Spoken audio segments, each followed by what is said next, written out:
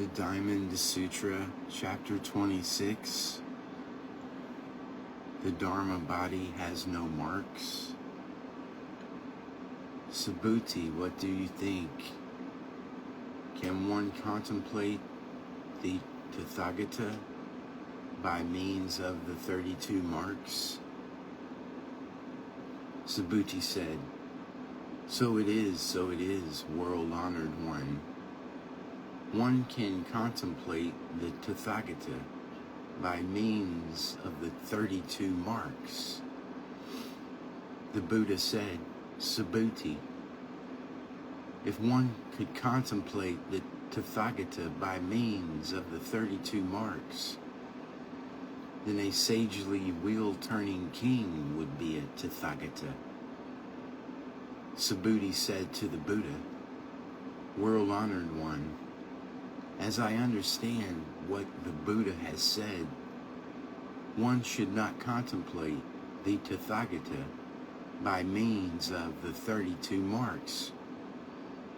At that time, the world-honored one spoke a gatha which says, if one sees me in forms, if one seeks me in sounds, he practices a deviant way and cannot see the Tathagata.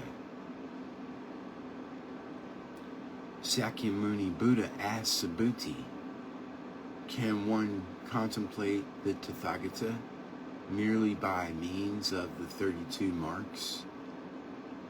Previously, the Buddha had asked Subhuti if one could see the Tathagata by means of the 32 marks.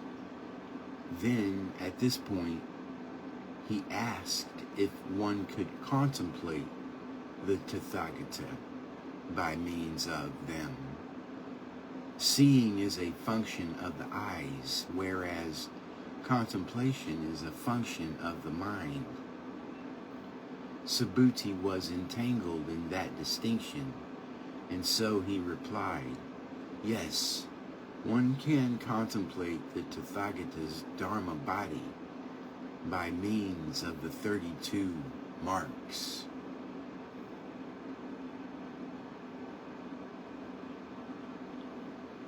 But the Buddha pointed out that a sagely wheel-turning king also possesses the 32 marks, and so he too should be a Buddha.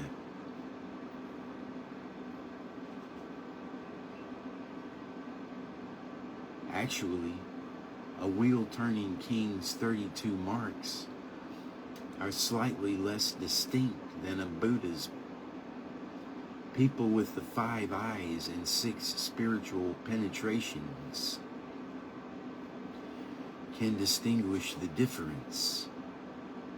But since ordinary people cannot, to say that ordinary people can see the Tathagata by means of the 32 marks means that they would also see a wheel-turning king as a Buddha. After Subhuti heard the Buddha's explanation, he replied, as I understand what the Buddha has said, one cannot see or contemplate the Tathagata by means of the 32 marks. Sakyamuni Buddha then spoke a verse for Subhuti. If one sees me in form, means there may be people who see the 32 physical marks and think they are seeing the Buddha himself. If one seeks me in sound, means there may be those who take the 4 eloquences and the 8 sounds as being the Tathagata. He practices a deviant way and cannot see the Tathagata. The deviant path of grasping at the sight or the sound of the Buddha leads one into the extreme of clinging to conditioned existence.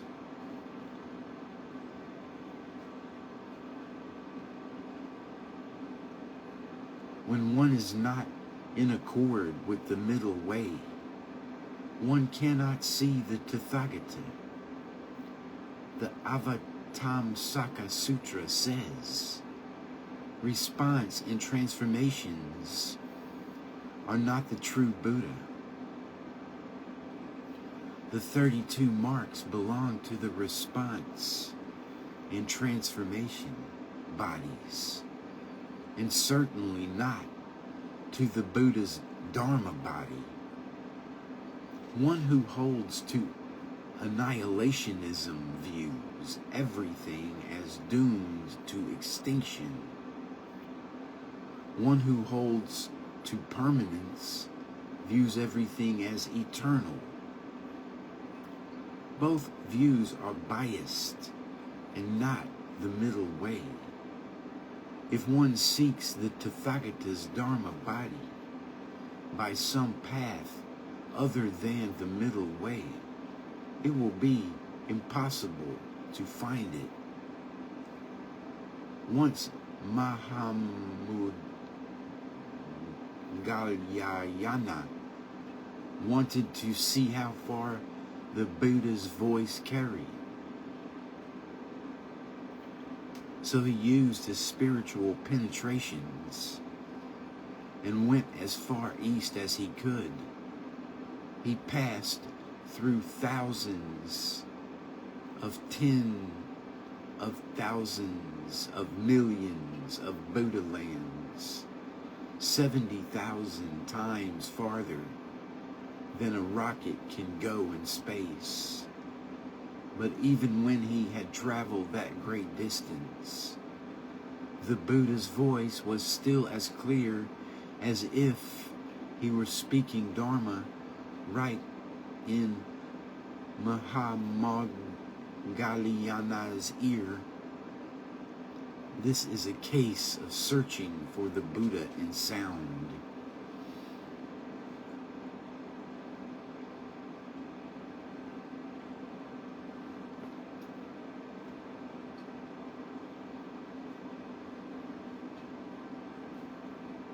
Chapter 27, not cut off and not extinguished. Subhuti, you may have the thought that the Tathagata did not attain Anuttara Samyak Sambodhi by means of the perfection of marks.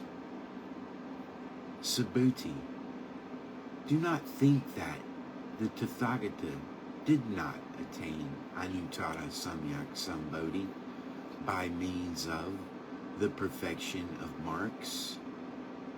Subhuti, you should not think that those who have resolved their hearts on Anuttara Samyak Sambodhi affirm the annihilation of all dharmas. Do not have that thought. And why? Those who have resolved their hearts on Anuttara Samyak Sambodhi do not affirm the annihilation of marks. This section of text was spoken for those who, after hearing that one cannot contemplate the Tathagata by means of the 32 marks, might wonder how the Buddha attained Anuttara Samyak Sambodhi. To think that the Tathagata did not use the perfection of all marks of blessings in virtue to attain the unsurpassed, proper and equal right enlightenment is incorrect. The Buddha admonished Subhuti to be careful not to think in that way. And why? If Anuttara Samyak Sambodhi or the annihilation of marks, then that would mean that the Tathagata, although devoid of complete blessings, complete wisdom, and devoid of the perfection of marks, attained Anuttara Samyak Sambodhi. To say that Anuttara Samyak Sambodhi is the annihilation of all dharmas is to fall into the extreme view of annihilationism. One who has resolved his heart on Anuttara Samyak Sambodhi always affirms the ultimata meaning of the middle way. He does not assert the Dharma of annihilationism or the Dharma of permanence. The views of annihilationism and permanence are not the Buddha Dharma, and anyone not in accord with the Buddha Dharma cannot realize Buddhahood.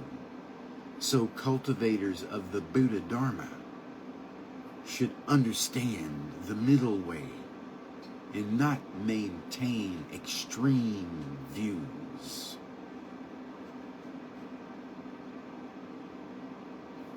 Chapter 28, No Reception and No Greed.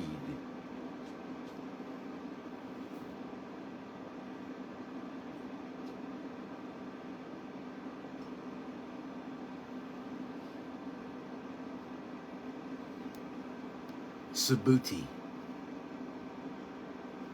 A bodhisattva might fill world systems equal to Ganges River sands with the 7 precious gems and give them as a gift.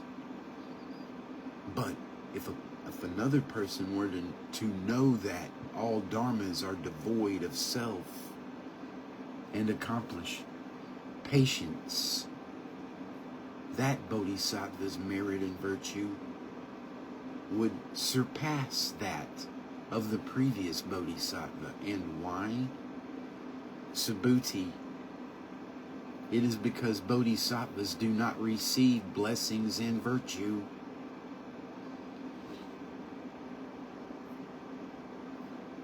Subhuti said to the Buddha, "World-honored one, how is it that bodhisattvas do not receive blessings and virtue?" Subhuti, since bodhisattvas cannot be greedily attached to the blessings and virtue which they foster, they are said not to receive blessings and virtue. But if another person were to know that all dharmas are devoid of self, all dharmas include all Buddha dharmas. Concisely, they include the 4 truths, the 12 causal conditions, and the 6 paramitas, the 6 roots, the 6 dusts, the 12 places, and the 18 realms. If someone knows those various dharmas are devoid of self,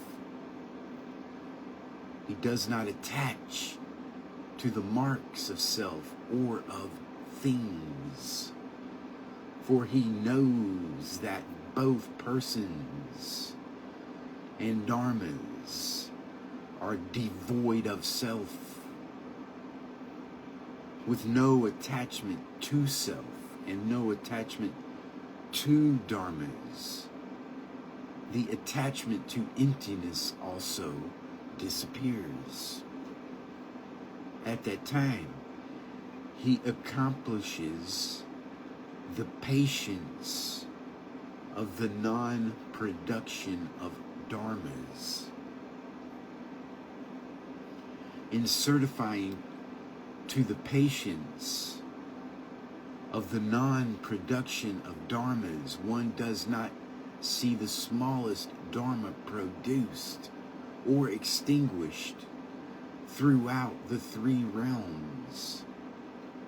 Although such patience can be experienced, it cannot be described.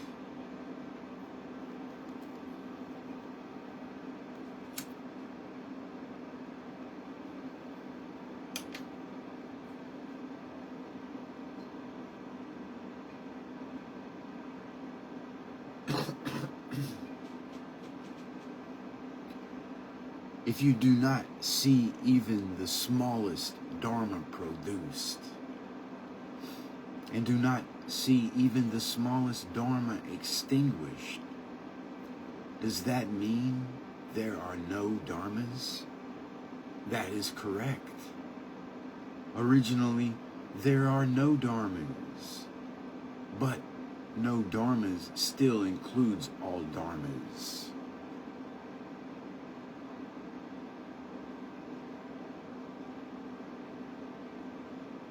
Words cannot express what is referred to by the patience of the non-production of dharmas.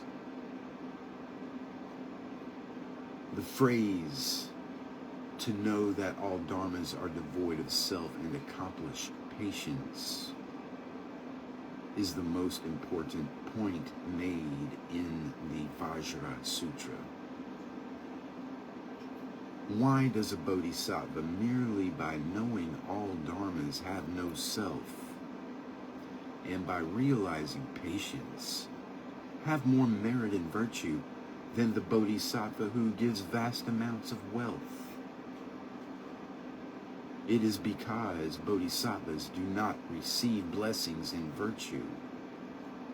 In other words, bodhisattvas neither attach to receiving blessings in virtue, nor do they attach to not having blessings in virtue. It is not necessary for acts which generate blessings in virtue done by a bodhisattva to have form or appearance.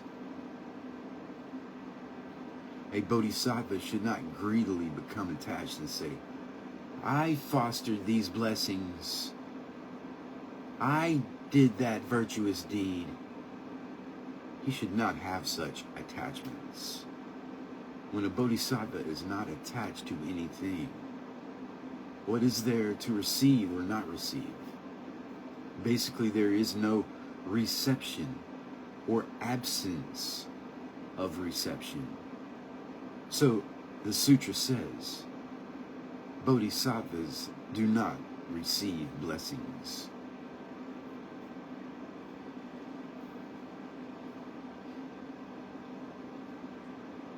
Chapter 29, the stillness of the awesome manner. Subhuti. If someone were to say that the Tathagata either comes or goes, either sits or lies down, that person would not understand the meaning of my teaching. And why? The Tathagata does not come from anywhere, nor does he go anywhere. Therefore, he is called the Tathagata. After having spoken the previous section of text, Shakyamuni Buddha realized people might have doubts and become attached to the mark of the Tathagata's comings and goings. Therefore he said to Subhuti, if someone were to say the Tathagata either comes or goes, either sits or lies down, that person would not understand the meaning of my teaching. It seems as if the Tathagata, the thus come one, comes and goes, but the coming and going is only illusory. Anyone who thinks he really comes or goes has failed to understand the principle the Buddha teaches. The Tathagata has no place from which he comes, and no place to which he goes. Therefore, he is called the thus come one. That means the Buddha's Dharma body neither dwells nor does not dwell. It pervades all places. If it fills all places, from where could it come? Since it fills all places, to what place could it go? Therefore, it is said not to dwell and not to dwell.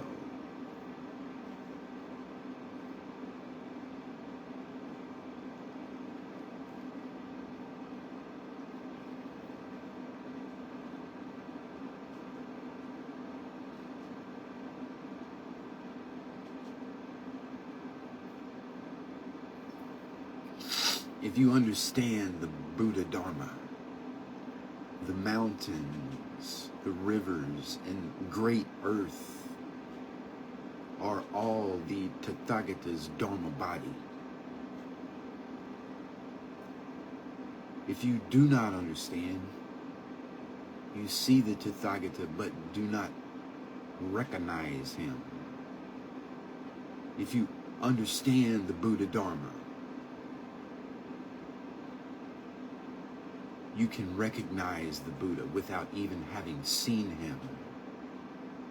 And once you recognize the Tathagata, it is very easy to rely on the Dharma to cultivate. If you don't recognize the Tathagata and do not even know what the Buddha is all about, how can you study the Buddha?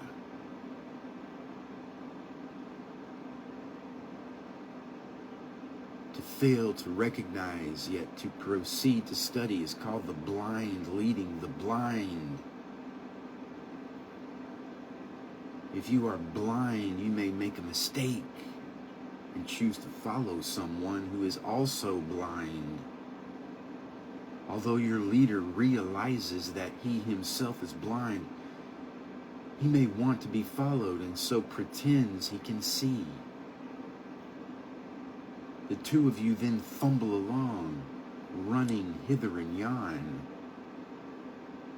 until eventually you both fall into the sea and are drowned. It is essential from the start to recognize the Buddha Dharma and to understand how to cultivate. Then you can study. When you understand the Buddha Dharma, you can rely on the Dharma to cultivate and realize Buddhahood. If you follow a Dharma door of an external way, you will only be led further and further away. The further away you go, the harder it is to return, and because you cannot return to the origin, a very grave danger arises.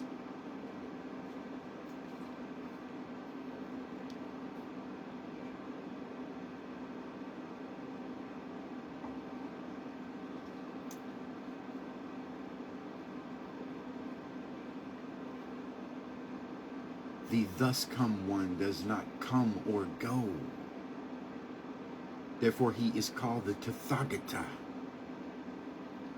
Thus, Tatha means no non-movement. Come, Agata means movement. Movement and stillness are one identical suchness. Movement does not obstruct stillness. Stillness does not obstruct movement. That means in cultivating the way, you can investigate dhyana while still sitting quietly, and can also investigate dhyana while moving about. from morning to night in all comportments, walking, standing, sitting, and lying down. You can do the work of cultivation. It is not merely while sitting in meditation that you should apply effort. At all times you should guard the body, collect the mind, and cease from all confusion and scatteredness. You should return the light and illumine within.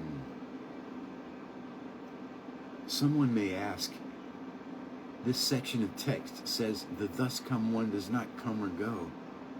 But at the beginning of the Vajra Sutra it said, at mealtime the world-honored one put on his robe, took up his bowl, and entered the great city of Shravasti to beg for food.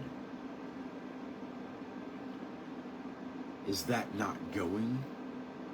It also says, after he finished his sequential begging, he returned. Is that not coming? How can you say he does not come or go? It is not the Buddha who comes and goes. It is your mind which comes and goes. For example, when the water is pure, the moon appears. When there are clouds, the moon is hidden.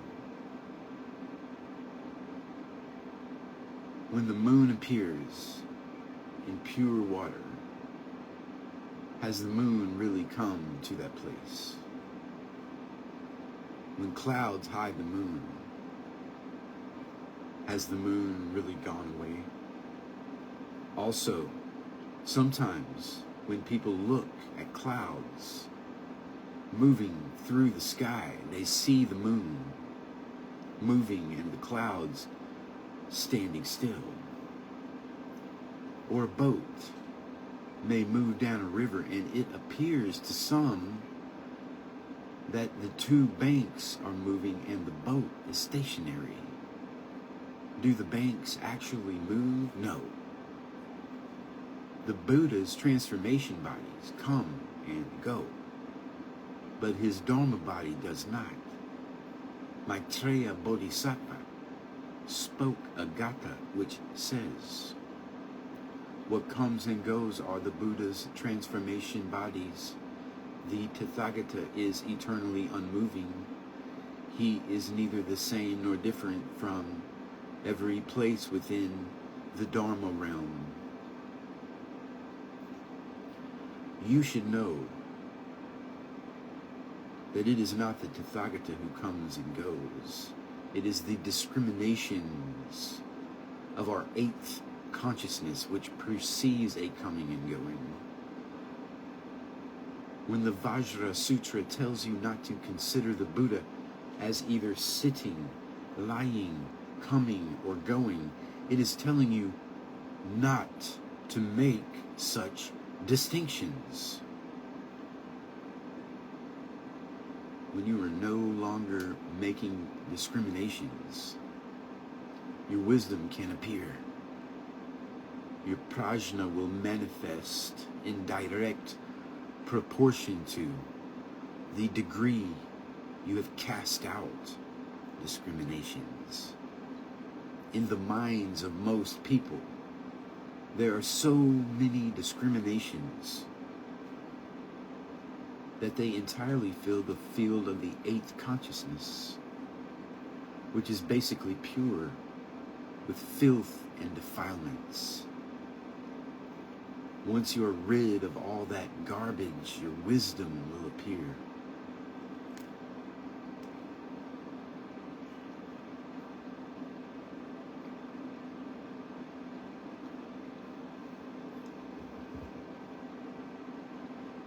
Chapter 30, the totality of principle and marks.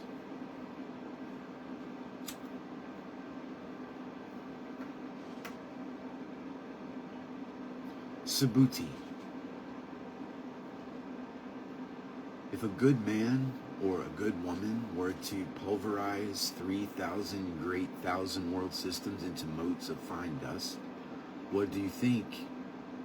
Would that mass of fine dust be large? Subhuti said, large, world-honored one. And why?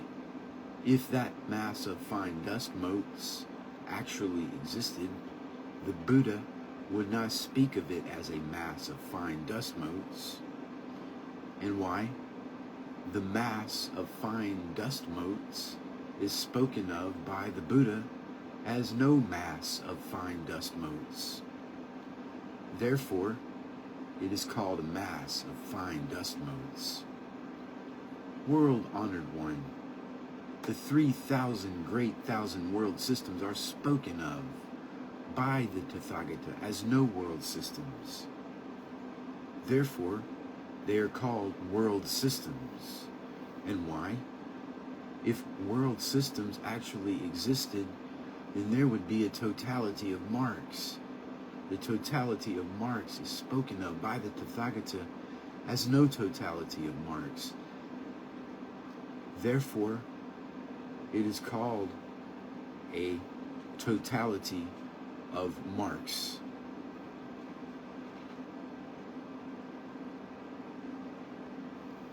Subhuti, the totality of marks cannot be spoken of, but people of the common sort greedily attach to such things.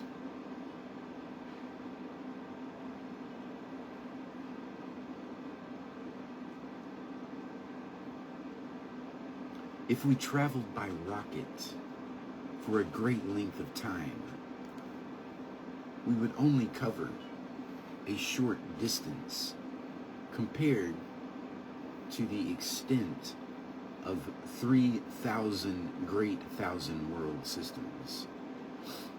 Although those world systems are big, they are created from motes of fine dust. The largest things are created from the smallest. Although one mote of dust is small, many of them together become a great thousand world system. In the same way, the merit and virtue we do comes from small deeds. By doing many good deeds, we become adorned with 10,000 virtues. You should not think you need not bother doing small good deeds, or that you can get away with doing small bad ones. Many seemingly inconsequential good deeds will accumulate into great goodness. Although you may only do minor bad deeds, many will accumulate into great evil. In just the same way, a whole world comes from a collection of small dust motes.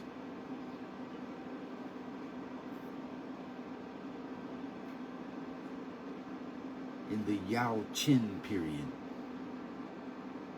Dhyana Master Bhadra said to Dharma Master Tao Xing, form does not differ from emptiness. Emptiness, that is, form does not differ from emptiness. Emptiness does not differ from form. Whatever is form, that is emptiness. Whatever is emptiness, that is form. Ultimately, what is form and emptiness? Dharma Master Tao Xing said, the totality of a mass of fine dust motes is called form. The mass of fine dust motes, devoid of self-nature, is called emptiness. He said that an accumulation of fine dust had no self-nature, and that the absence of any substantial nature in the accumulation of fine dust was emptiness. Dhyana Master Bhadra then asked, when a mass of fine dust motes is not collected together, what is that called? Dharma Master Tao Xing was speechless. He did not know what to call it.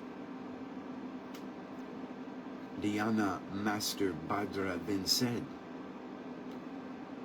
you only know the result of form and emptiness. You do not know the cause of form and emptiness. Dharma Master Tao Xing could only nod his head, although he could speak so powerfully that even rocks nodded their heads. He had nothing to say to this person.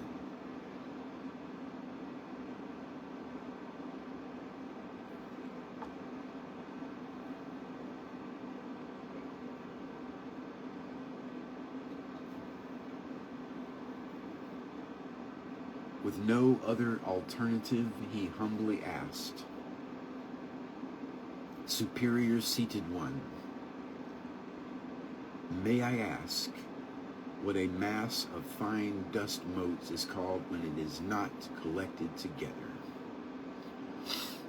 Dhyana Master Bhadra replied, because one fine dust mote is empty, the mass of fine dust motes is empty.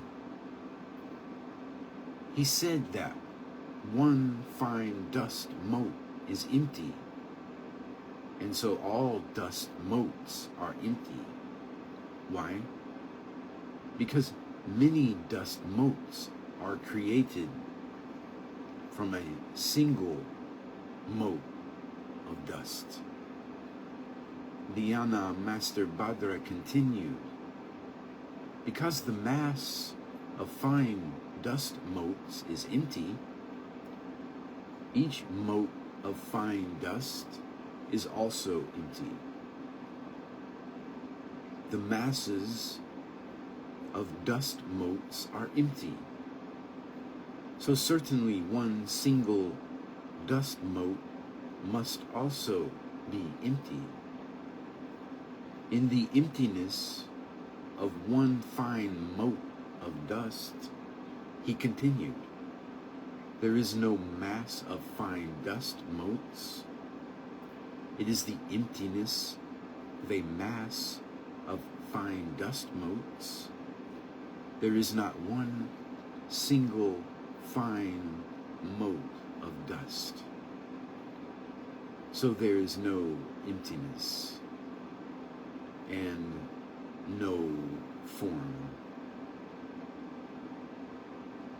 Upon hearing that, Dharma Master Tao Xing knew that the doctrine Dhyana Master Bhadra had spoken was deeper than the one he himself had expressed, so he bowed to him. Dhyana Master Bhadra spoke, and Dharma Master Tao Xing nodded his head. The Buddha asked Subhuti, if one were to pulverize 3,000 great thousand world systems into motes of fine dust, would there be a great mass of dust? Subhuti said, there would be much dust, but only because the fine dust motes have no substantial nature. They basically do not exist. If they did exist, the Buddha would not speak of it as a mass of fine dust. The Buddha did speak of a mass of fine dust motes, But it is only from the point of view of common people that a mass of fine dust motes actually exists.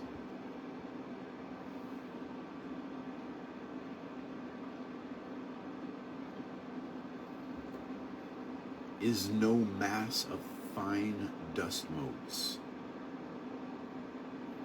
The fine dust basically is empty and basically is wonderfully existent. Therefore, it is called a mass of fine dust motes. One can force the issue and give it a name, but it is just a name and nothing more. The 3,000 great thousand world systems spoken of by the Tathagata are basically non-existent. Therefore, they are called world systems.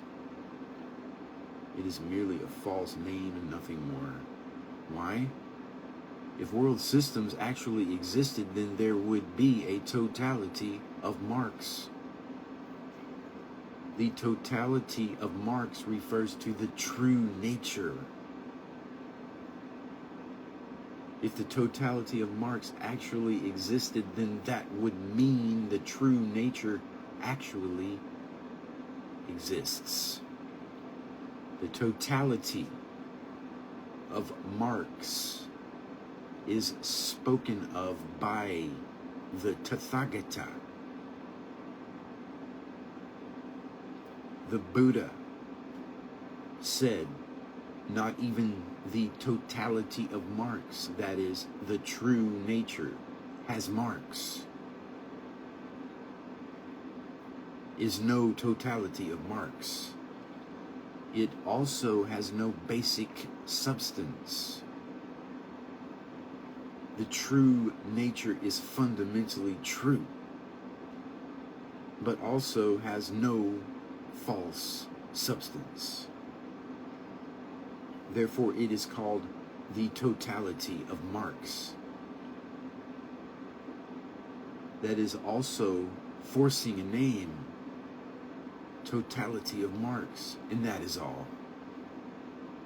Prajna is not spoken because it has no substance, and there is nothing which can be said. Subhuti, the totality of marks cannot be spoken of. Shakyamuni Buddha heard Subhuti's explanation and again called to him. What is called a totality of marks? I will tell you. A totality of marks is ineffable. It cannot be expressed. That is because it is a false name and nothing more. But people of the common sort greedily attach to such things. Common people become attached and say, that exists, this is empty. That is true, this is false. They greedily attach to phenomena. Why? Because they become involved in views based upon discriminations which occur in the field of the eighth consciousness. They consider the discrimination of views and the discrimination of marks to be true.